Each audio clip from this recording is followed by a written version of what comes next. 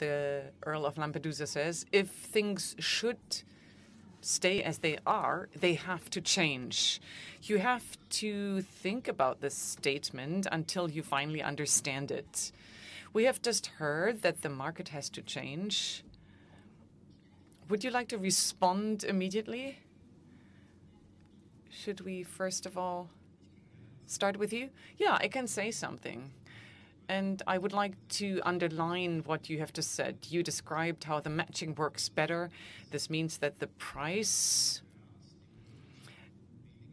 does no longer reflect the value anymore because prosperity is the difference between appreciation and value. Not only because of better matching do the markets become better, but some people are just totally cheated. Like you said, you go to a hotel, you get poor service, or you get in a cab and the cab driver is annoying or the passenger is annoying. Because of technologies, you are assessed. Also as a customer, if you rent a flat with Airbnb, and if you leave them totally dirty, then you get a bad review, and then you might be in trouble if you want to rent an apartment next time. Same applies to the landlord. So different problems are solved, and it's a different approach towards matching. But this does not necessarily is reflected in the price. So it's getting better, but not necessarily more expensive. So we finally get a real market economy. So we will get a real market. Well, dear Karine, I think we do have a market economy. I mean, I do like the term market economy in this context because the market and social innovation is focused on. But what becomes possible because of digitalization is to improve the market, to make it even better. And that is the incredibly exciting chance and window of opportunity. Okay, currently, we still have a huge gap. We have Airbnb and Uber, but we also have traditional companies that are still far away from this. So is it going to be bumpy? Well, yeah, at least for those who are still far away. So many booking platforms or hotels, pharmacies, we talked about it, rural pharmacies, I mean, they have to tackle this issue. Well, I once had a startup founder. He came to me and said, I have to show you something. I have a great product. And I said, what is it? And he goes, it is a competition to eBay. And I say, wow, interesting. So what is different in your model from eBay? And he says, we have nicer colors. And our design is nicer. And I said, well, but maybe eBay's secret is that it is a liquid market, a market where you have a lot of supply and a lot of demand. And maybe eBay's secret also is that it's easy to find what I'm looking for. So what about you? What about your alternative market? How much supply and demand do you have? I mean, it is a dozen of millions of products with eBay, you have to say, that are offered. And he goes, well, let me check. And he says 18. Well, this is going to be bumpy. Yes. All right. So the market is changing, which is exciting. Mr. Fist, you said, despite the market changing, the instruments that we have will remain. We shouldn't rethink everything, you said. We should sort of make sure that the old sustains in order to guarantee continuity. We conducted a poll today, and one question was, maybe you can show the respective slide, digitalization will result in change, but the basic tasks of economic policy, limiting market power, guaranteeing flexible and functional markets are still valid. Here, we think that our network, I mean, we asked this question to our Convoco network, and the network could participate. And you can see the results here. So there is a vast majority of people saying, yes, I agree. Are you surprised? Yeah, I'm surprised by the fact that it's 88%. And okay, you might say, all right, we also need flexible markets in the future. We don't want monopolies. Well, you said that we should stick to business as usual. I don't think that this is totally true. It might sound a little boring. You could tell a totally different story. We both found out and learned that markets can develop totally different potential, but you could also tell a different story. You could say, with digitalization, something is getting lost. Something that we definitely need, that a market economy needs, and that is competition. You could say that in digitalization, something is getting lost that we have just praised, i.e. the difference between appreciation and price. So we talked about the example of eBay. So if I have a network, then we have a natural inclination to a monopoly that might destroy competition. And if I know a lot about my customers, I mean, we are all observed by Google, etc. And if I know everything, I mean, this is dystopia. Let's imagine I know everything about my customers as a company. Then I believe them everything. Then I know what is their appreciation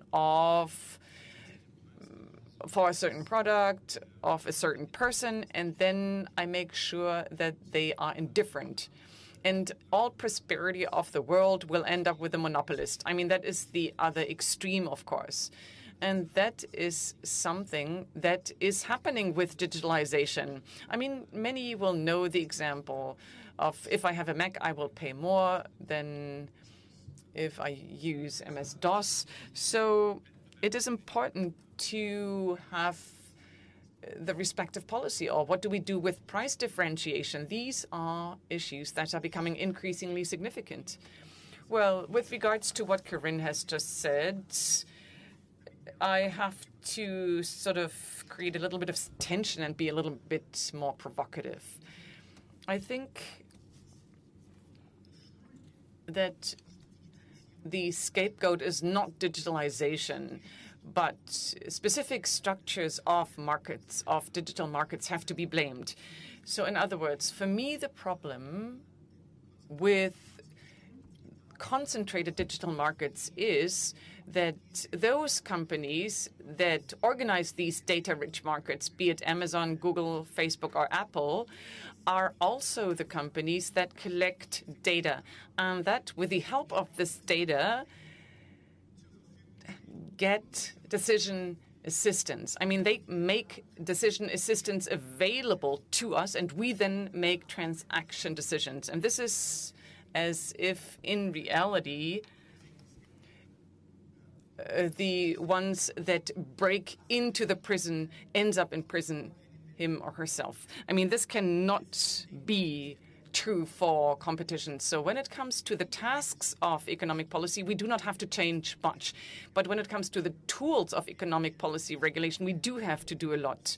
In the past, we used to have regulation regarding competition, especially when it came to limiting certain behavior that was criticized and banned. So in a world where the source of innovation is learning from data, we have to ask ourselves whether competitors of big data should be granted access to this data treasure in order to strike a balance or to provide an offset for this concentration of wealth and data, and also to avoid a single point of failure, because that's the other big issue.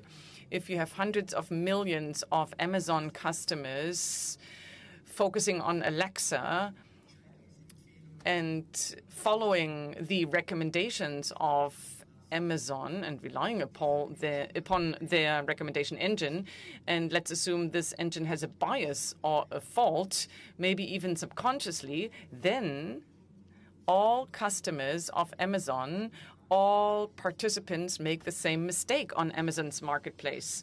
Consequently, we destroy the decentralized approach of decision-making on the markets. Consequently, we will make Amazon's market vulnerable, and we have to prevent this from happening. So when it comes to economic policy tasks, I think we do not have to change much. But when it comes to the instruments in terms of how we implement this, we definitely have to improve them. Yeah, I can only subscribe to that. All right. In our poll, I would like to move on to question number 4. Now, the most important task of policymakers in response to digitalization is limit the powers of the US internet giants to extend data protection, or to prevent excessive data protection from hindering the development of digital business models, or to extend fiber optic infrastructure sufficiently. We heard something about this already, or to invest in education and further training. Here are the answers of our network. The answer is very clear. Opted for investments in education and further training. What do you think, Mr. Fist? Well, yeah, of course you have to like this. I mean, you cannot dislike this. Okay, but if you had to do a ranking, well, rankings also have limits. I mean, everything is good and right, but you could also ask yourself, why is it not sufficient? And one reason for that might be that the winner-takes-all structure of these markets prevail. I mean, we are living in a world where in many markets we have those prevail who are the best ones because it's easy to distribute things. When there were no records, for instance, then as a mediocre piano player, you could live pretty well. And that has become pretty difficult when records were introduced, when everybody could buy Glenn Gould's piano sonata played on a record. And then you were no longer satisfied with the mediocre piano player. So that was a winner-takes-all approach. Glenn Gould became a star, and everybody had to become a piano player who was just mediocre. All right. Now, if you translate this into this context, if a medium piano player invests a little more in education, then it's not going to be of any use, because I still listen to Glenn Gould's record. And this applies to many areas.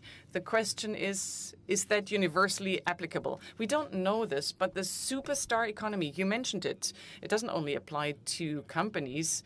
Look at income inequality in the United States. It results from inequality in salaries, wages of media stars, managers, etc. So people who work in winner-takes-all markets. Same applies to the academic world. These are also winner-takes-all markets. And what does not help us is education. I don't want to generalize this. Education is important, but we shouldn't believe that all problems can be solved with education. And we have to make sure that reskilling is a silver bullet. First of all, we don't know what skills will be necessary in 5 or 10 years from now. That is already a difficult issue. And secondly, it's not that easy to have a truck driver who, because of autonomous vehicles, is going to lose his job. Train him for a software programmer. I mean, that does not mean that we do not have a demand for software programmers, but a truck driver cannot be retrained as such. So in a democracy that we live in, we have to ask ourselves, what do we offer to truck drivers? What could be their future prospects? Because if the truck driver will not have a future prospect, and if we can't offer him a realistic alternative, then we will have another right-wing populist voting for the wrong party. Okay, I would now like to focus on questions 2 and 3. Extend data protection, prevent excessive data protection from hindering the development of digital business models. Well, you know what, Corinne? This reminds me of you want the cake and eat it too. So, of course, we want total data protection. At the same time, however, we want to implement our personal business models.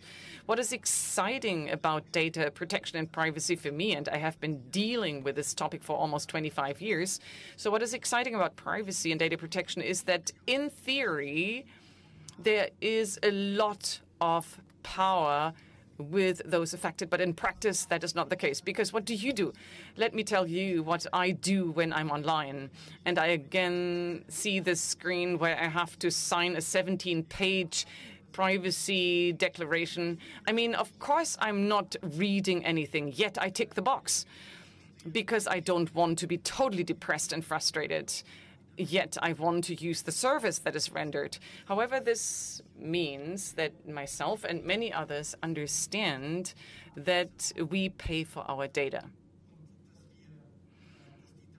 And we do understand that data is something that we eventually get, whether it is a Google Mail account or access to social media platforms like Facebook.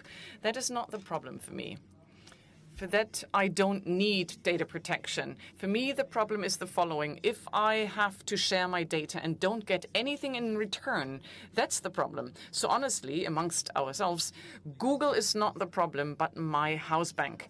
Because my own bank has transferred or has received all my data of the past 15 years, and they didn't give me anything back or in return. No, I entered my data. I pay a monthly fee for my bank account. And that is an imbalance. And this imbalance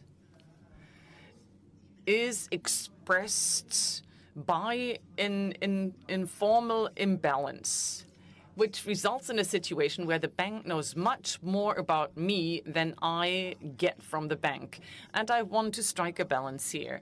And here, the classical data protection and privacy regulations don't help me.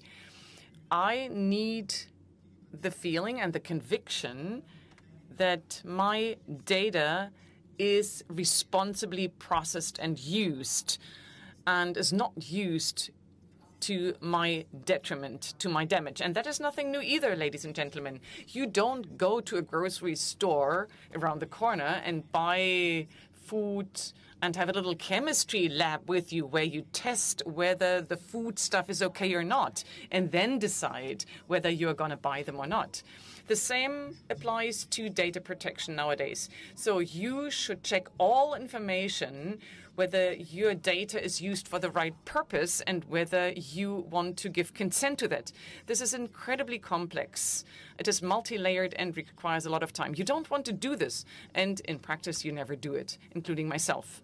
So what do we want in practice? Then somebody assumes this task, like with food controls, or with vehicle safety controls, lift control, airplane control, and many, many other complex problems that we know. Having said that, I don't think that we have to extend privacy. We just have to rearrange it. The excessive data protection and preventing business models is a big problem. Data protection, in my idea, is like slapstick. If you look at the way the EU is implementing its guidelines and directives, I talked to a lot of people, but I don't know anybody who's actually understood as to what one has to do. You walk around and talk to solicitors and lawyers. They're all very clever people, but I think they're overextended. Data protection, we've perfected it to such an extent that nobody can understand it anymore. And at the same time, we did manage one thing, that certain developments are blocked. The first candidate is the health system in Germany. In the health system in Germany, there is a lot of digitization, and there are huge possibilities that have opened up where you can explain to a layman like me that there are companies in America who process rare diseases and collect data on that. So a rare disease might have happened in Uzbekistan or 20 times in China, so they collect this data worldwide. And if there is such a case, a treating physician can have access to this data, and due to certain data processing, he gets an image that is not in any way comparable to what doctors have today. So you need a new type of doctor, people who can deal with this data and use this data, and you need the willingness not to destroy such possibility with the data protection laws. And like our health system, where There are lots of interests that are defended against innovation. So we do manage to marginalize ourselves in this area, and at some time we will become backward and dependent because we put too much emphasis on the protection of these established invested interests. It starts with the pharmacies. So if we do have a problem, it's this excessive data protection. Extending data protection, that is something that doesn't work because we are really overextended there. Let me give you a very personal anecdote. A number of years ago, I think it's almost 10 years ago, I spat into a small plastic container.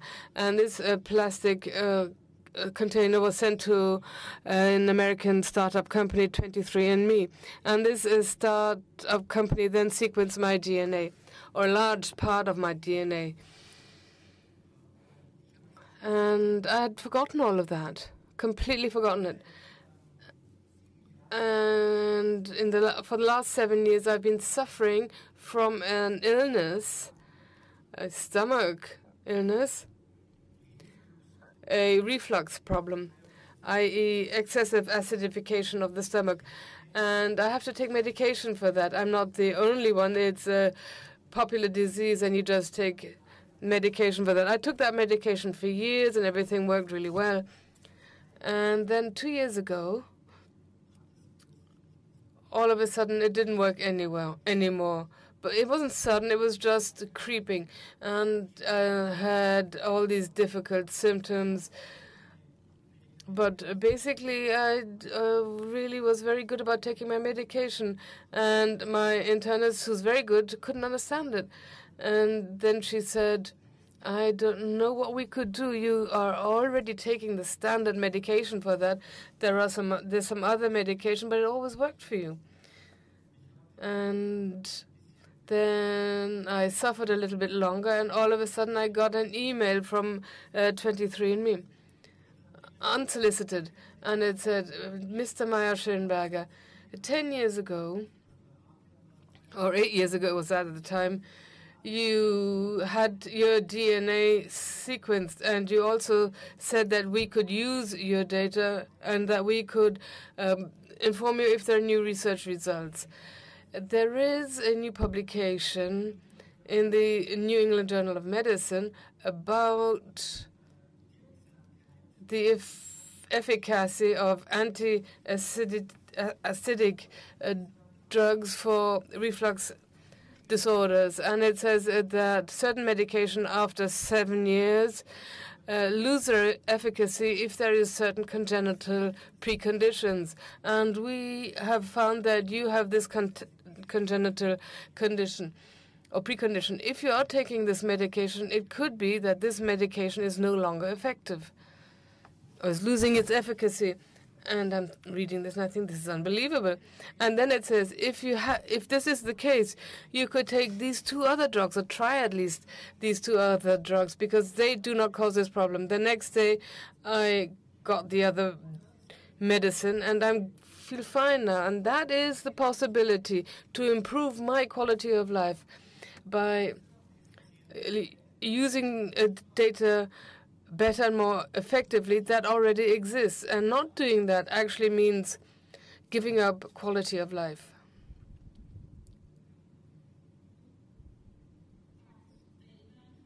Strong statement. I think we are all going to be thinking about that tonight. Could we come back to the first possible answer, to limit the powers of the US internet giants? So it seems that nobody is worried about. The extension of glass fiber is much more important, isn't it? Oh. Does that mean we don't look beyond our own horizon? Maybe. At the moment, you just see the advantages, the development of the networks in this early phase. And we are not quite aware of that. It could become more prevalent maybe in the future. Difficult how to limit the powers. That is only possible on an international level. Yes, but it's actually easier than we think. this is similar to the tax problem or tax issue. You just mentioned it, Mr. Fust. Today there's a discussion about whether one doesn't need a new type of tax, maybe turnover-based or value-added based. And I think I have a very simple tip for the members of the EU. They basically just should implement the existing tax laws. And as long as there is a tax competition within the EU, so that the double Dutch of the Dutch is understood as an economic policy, or in Ireland or in Luxembourg, to that extent, the enemies aren't the big American internet superstars who don't want to pay their taxes, but basically it's our own tax competition in Europe that we should harmonize in order to guarantee that the companies of American origin, but with big European footprint, Google or Facebook, for example, pay their taxes here, that they should pay legally. But it's not. That is not only a problem of the EU. Mr. Trump, in spite of his tweets, is not that successful in collecting taxes. He forced Apple, as he said, to repatriate the profits to the US, and Apple will probably have an effective tax rate of 15.5% for $97 billion. That is approximately half or less than half of what a medium-sized company in the US has to pay in taxes. And so he failed there as well. So there's a very conventional answer here, and that would be stronger international coordination, especially European coordination, so that these competitive phenomena are put on the back burner a little bit. Well, you said it's not easy because some countries, such as Holland or Ireland, benefit from that. And in the EU, we've actually paralyzed ourselves due to a directive which prohibits us from levying withholding tax. And if changes are made, they have to be harmonized. But I agree, the problem is not giving tax advice and going against Google, but actually harmonizing our own tax systems. And digitalization and automation justify the introduction of a robot tax, yes or no? And our network says no, they disagree with that, and the network is right. It would be interesting to know why, but these kind of questions don't cover that. A robo-tax is a tax on the added value created by automation, and it's like a value-added tax is called the corporation tax. We already have that. That is a tax on any added value. And then a hotly debated point, the unconditional basic income. What did our network say here? They disagree. And here you can see that the public isn't representative. Otherwise, you would have different figures. And here, you can say we already have a basic income, but it's not unconditional. If you lose your job because the robots come along, they do get a basic income. But it's amazing that you have this connection. It's interesting that many of our CEOs of big companies say, yes, we do need a universal basic income. I think they're thinking about what will happen if we dismiss all these people. There's going to be trouble. So that is why we have to make sure we can compensate that. And I think the government is the best party to do that. So the unconditional basic income, I think, has a different source. It's a deep-lying idea of paradise, just as capitalism promises to provide. And If you're a capitalist, you don't have to work because you basically just cash in the return on your capital. So universalizing capitalism by saying you don't have to work anymore, but our income from our own work, our earned income, is no longer connected with wanting to work. So the question remains unanswered. Who's going to pay for that? The capital won't be sufficient for that. But we have basic income that guarantees an existence. I don't think it's helpful in a discussion that the unconditional basic income is seen as income that is meant to be adequate to cover all one's needs. The unconditional income debates in Switzerland or that are actually taking place in California in the US are always assuming a basic income of 2,000 francs in Switzerland or 2,500. That is a very substantial amount.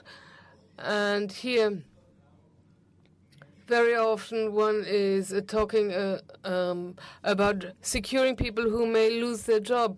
I think it's much more interesting to take the unconditional basic income out of that debate and put it into a different context. Maybe we need an unconditional basic income that is much smaller, maybe a couple of €100, not to catch up people who have suddenly become unemployed, but to give people the opportunity to unbundle full-time work and to reconfigure it. So the discussion about the unconditional basic income has been killed to a certain extent because we always put it into the corner of a minimum income that would cover and fulfill everybody's needs, and we don't see it as a potential enabler to give people the opportunity to configure work differently. So there are still some creative possibilities or options, and very often we consider unconditional basic income as social welfare. There are other forms which we actually give, and that is fundamental education. If we had a survey whether the majority is of the opinion that the state should give every citizen an education up to university entrance level, then this would even be supported here. And the reason for that is that in order to actually be able to use the possibilities of a market economy and a free society, you have to be healthy. We're doing that in the health system. You have to get an insurance if you can, but for education, this is very often offered for free. So we need basic education in order to be able to use the opportunities that a market economy offers. And that might be an interesting question for the future because our education system is changing. The significance of private schools is increasing. A certain amount of the population is only sending their children to boarding schools in the UK. So education is becoming more and more differentiated. Some people actually withdraw, but that is the top end of the spectrum. So we can say that everybody should have basic education. And you could say, well, okay, this is a market economy, and you have to pay for education. It's an investment. But that's not how we think. There is a type of basic equipping of education. And you said earlier on that something is missing. The digital education is missing, basic education. It could be that you can only move around the world if you can use an iPhone. That may be true. I think that is something we should take more into consideration in Germany. But, Corinne, if we're talking about education and training, let me not focus so much on the skills. They're important too, but I think if we're talking about automation and white-collar automation as well, we really have to think about what will be our USP as human beings in the future. What can we do really well and what can't machines do? And I think these skills, whether it's creativity, innovation, originality, these are the skills that we would actually have to support in our education system, because the person who can do mathematics the fastest won't have a chance against computers in the future either.